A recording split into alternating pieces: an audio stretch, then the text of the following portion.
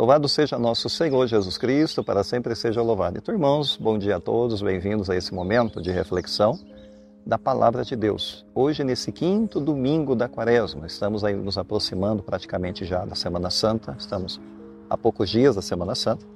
E hoje, nesse 6 de abril, nós vamos meditar essa Palavra de Deus hoje em João capítulo 8, que é aquela mulher, a tentativa de apedrejarem uma mulher pecadora, onde Jesus vai estar dentro dessa cena, um evangelho muito bonito. E não deixe de dar o seu gostei e compartilhar esse vídeo com a sua comunidade. Muito bem, vamos iniciar então o evangelho. Proclamação do evangelho de nosso Senhor Jesus Cristo, segundo João, glória a vós, Senhor. Naquele tempo, Jesus foi para o Monte das Oliveiras. De madrugada, voltou de novo ao templo. Todo o povo se reuniu em volta dele, sentando-se começou a ensiná-los. Entretanto, os mestres da lei e os fariseus trouxeram uma mulher surpreendida em adultério.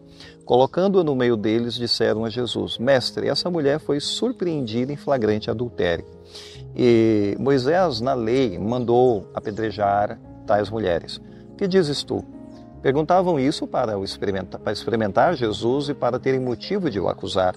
Mas Jesus, inclinando-se, começou a escrever com o dedo no chão. Como persistisse em interrogá-lo, Jesus ergueu-se e disse: Quem dentre vós não tiver pecado, seja o primeiro a atirar-lhe uma pedra. E tornando a inclinar-se, continuou a escrever no chão. E eles, ouvindo o que Jesus falou, foram saindo um, a começar pelos mais velhos. E Jesus ficou sozinho com a mulher que estava lá no meio do povo. Então Jesus se levantou e disse: Mulher, onde estão eles? Ninguém te condenou? Ele respondeu: Ninguém, Senhor. Então Jesus lhe disse: Eu também não te condeno. Podes ir de agora em diante e não peques mais. Palavra da salvação, glória a vós, Senhor. Bem, caros irmãos, hoje então, nesse Evangelho de João capítulo 8, nós temos um episódio muito tenso. Essa mulher que estava prestes a ser apedrejada, porque ela foi pega em adultério, cometendo um pecado grave contra a lei de Moisés.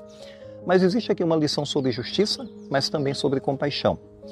Os líderes que trazem a multidão até Jesus já estão armados de pedras para apedrejá-la, porque eles vão com a letra da lei, e a lei de fato condenava esse tipo de pecado. Então eles vão aplicar uma lei, só que não existe misericórdia aqui. A verdade é que eles vão mais para testar Jesus e querem colocar Jesus dentro de um dilema moral. O que Jesus vai decidir? Se permite ela morrer ou não permite ela morrer? É uma situação tensa e delicada. E ao mesmo tempo, a resposta que Jesus vai dar vai revelar a sabedoria de Deus nesse momento, porque de fato, no primeiro momento, a gente percebe que é uma armadilha. Eles estão levando essa mulher justamente para testar Jesus. Eles citam Moisés, porque eles querem justificar o motivo do apedrejamento, porque ela deve ser apedrejada. Citam Moisés, mas ignoram a essência da lei, porque a essência da lei, em Oséias capítulo 6, fala da misericórdia e fala da compaixão, e não fala só do apedrejamento. Ou seja, existe uma balança na lei de Deus, é claro. Porém, eles exploram um lado para testar Jesus e ocultam o outro lado. Então eles trazem a mulher e a gente percebe que foi somente a mulher. Eles não trouxeram o homem que foi envolvido com ela, o homem no qual também estava envolvido nesse pecado do adultério. Portanto, é uma seletividade da justiça. Trazem só uma pessoa para condenar e o outro eles não se importaram, deixaram embora. O que é muita hipocrisia, na verdade, né? Então Jesus, nesse momento, não diz nada e começa a escrever no chão, como a gente percebe o evangelista dizendo. Ou seja, esse escrever no chão pode ter um símbolo para nós, porque os nossos pecados são como escritas na areia, são transitórios, que depois vai ser levado pelo vento. Mas também mostra que a verdadeira lei está gravada no coração. Ou seja, a gente tem que entender que o gesto de Jesus pode ter um símbolo por detrás, pode apontar numa certa direção. Mas a calma de Jesus e a serenidade de Jesus, nesse momento, está contrastando com a agressividade dessas pessoas que têm pedras na mão. Claro, pessoas que têm pedras na mão sob o véu da piedade, sob o véu da justiça, de serem pessoas certas, etc. Mas, na verdade, escondem o próprio pecado também, porque Jesus os conhece profundamente e os conhece perfeitamente bem. E Jesus, então, diz a seguinte frase para eles, entre aspas: Quem não tiver pecado, atire a primeira pedra, fecha aspas. O que quer dizer exatamente isso daqui? Bem, não é só defender a mulher. Jesus não está fazendo apenas isso. Mas ele está convidando também a uma autorreflexão. Nesse momento, a frase dele está impactando. Ou seja, Jesus não nega o pecado dela, porém Jesus mostra que todos são pecadores e são falíveis. É esse o ponto no qual Jesus está chegando nesse momento. E aí, no momento de autorreflexão e autoconsciência, os mais velhos começam a sair de junto dessa mulher, jogam as pedras no chão e começam a sair. Quer dizer, os mais velhos começam a fazer isso. Quer dizer que é a consciência da própria imperfeição. E nesse momento a arrogância está sendo dissolvida, porque Jesus está desarmando essas pessoas na sua arrogância, na sua prepotência. A pergunta seria para nós o seguinte: quantos de nós temos pedras na mão para jogar nos outros e para condená-los? E às vezes escondemos as próprias debilidades, fraquezas dentro de nós. Eis a questão da hipocrisia, né? Portanto, Jesus manifesta nesse momento um ato de misericórdia para com ela, porque Jesus entende tudo o que está acontecendo. E Jesus ele não minimizou o erro da mulher, como a gente percebe, mas ele oferece para ela uma chance de recomeçar, o que é muito bonito, e a gente perceber essa atitude de Cristo. Porque a compaixão de Jesus não é permissividade para a gente errar, falhar e continuar fazendo o que quer, não. Mas é um ato que nesse momento está restaurando a dignidade dessa mulher e dando a ela a chance do recomeço. Os fariseus reduziram a mulher a um objeto de acusação e Jesus trata ela como uma pessoa e não como objeto de acusação.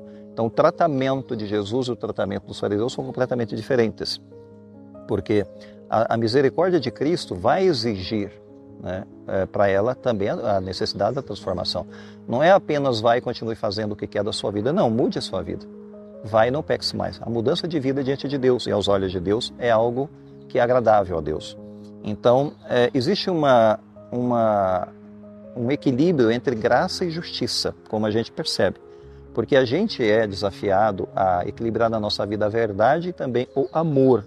Jesus ele não relativiza o pecado, não se trata disso, mas ele prioriza a cura sobre o castigo. É mais importante a cura para ele e o castigo fica em segundo plano, que poderia ser um ato também dele, ele poderia também ter sinalizado para o castigo, mas veja como é que Deus ele tem prioridade sobre as coisas.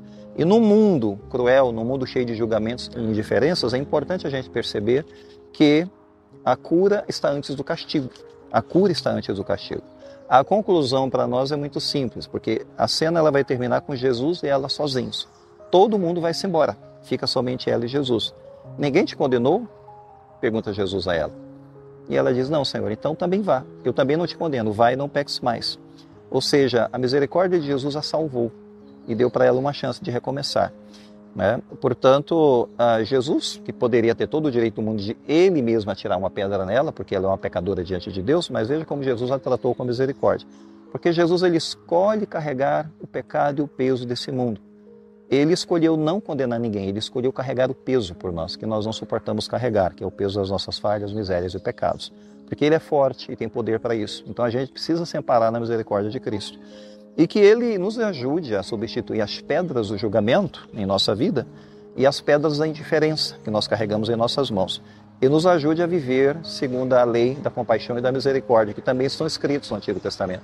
Não era só a lei de arremessar pedras em quem errou, mas a compaixão e a misericórdia tem que ser um equilíbrio na nossa vida, com a verdade e com o amor. Peçamos a Deus a graça da nossa conversão, é claro, que a palavra de Deus é um desafio para a nossa vida, para cada dia de nossa vida. Vamos então agora, irmãos, terminar com a bênção final e não esqueça de dar o seu gostei a esse vídeo. O Senhor esteja convosco, Ele está no meio de nós. Abençoe-vos Deus Todo-Poderoso, Pai, o Filho e o Espírito Santo. Amém. Fiquemos em paz, o Senhor nos acompanhe.